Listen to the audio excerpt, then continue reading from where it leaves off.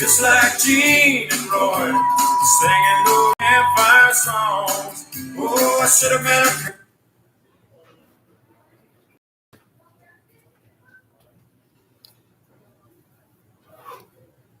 a... Folks, last week we ended with our single displacement or single replacement lab, where we took a look at how they know which metals are more active than the other metals. You find it experimentally. If you drop a metal in a solution and you see a reaction happen, what do you know?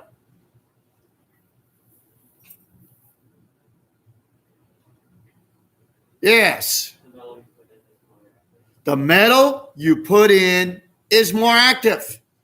Active metals are easy to strip their electrons. Active metals are great at becoming positive. Why? They barely hold their electrons. They bump into another metal floating around in solution, and that metal ion floating around in solution can strip the electron off of an active metal. Active means for a metal, they lose their electrons very easily. They're easy to strip. What does that look like? And why does it have to be in solution?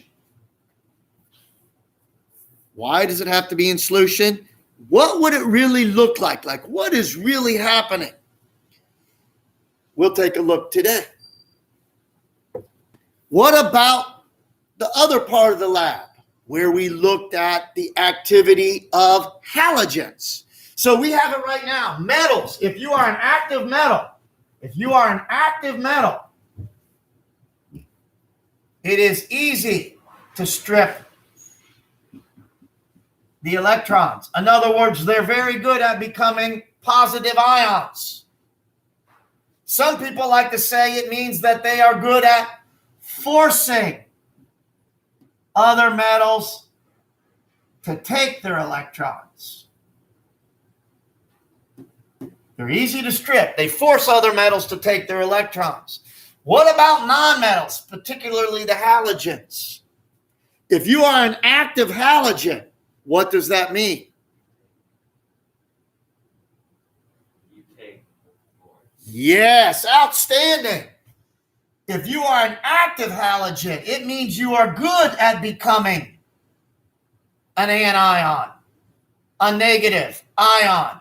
And it means that you are good at taking electrons. Active metals, good at losing electrons. Active nonmetals, good at taking electrons. But what does that look like? Why does it have to be in solution? What is really happening if we wanted to draw a diagram? What does it look like when a metal gives another metal its electrons or is stripped by the metal? What does it really look like? We're taking a look at that today.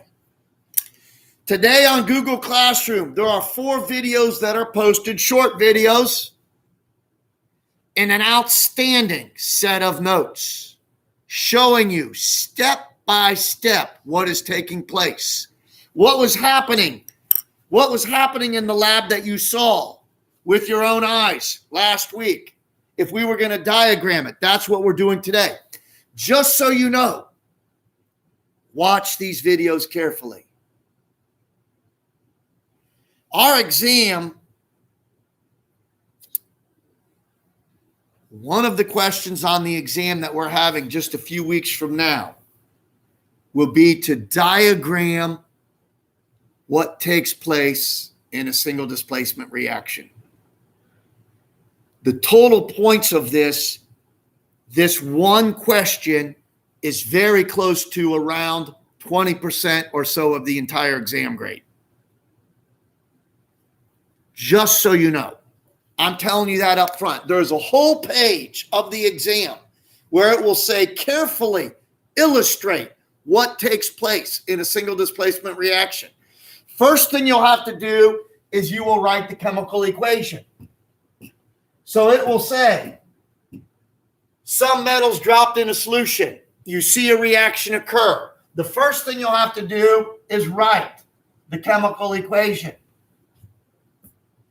The second thing you'll have to do is write what we call an ionic equation. An ionic equation is showing what is happening in the solution.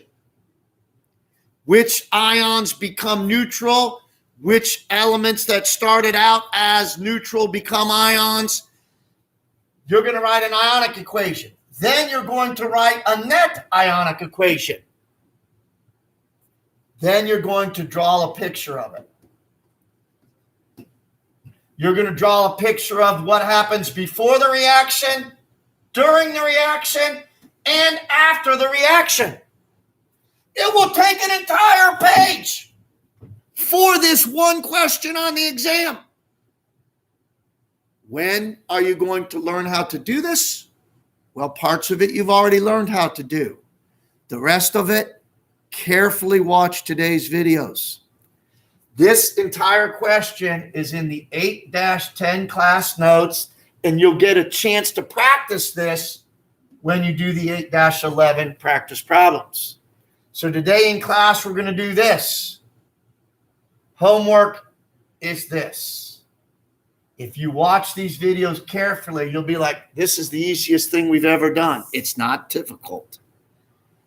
Don't go straight to 8-11 and try to do 8-11 without carefully watching the short videos. Good luck, students. You've got this.